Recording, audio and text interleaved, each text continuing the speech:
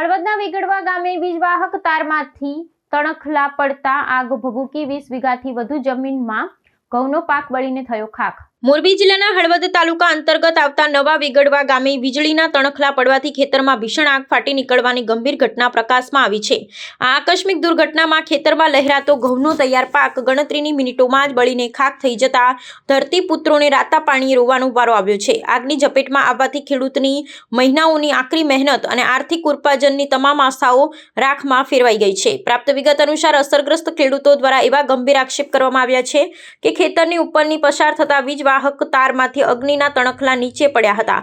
ઘઉંનો પાક એકદમ સુકાયેલો અને કાપણી માટે તૈયાર હોવાથી આગે જોતજોતામાં વિકરાળ સ્વરૂપ ધારણ કરી લીધું હતું।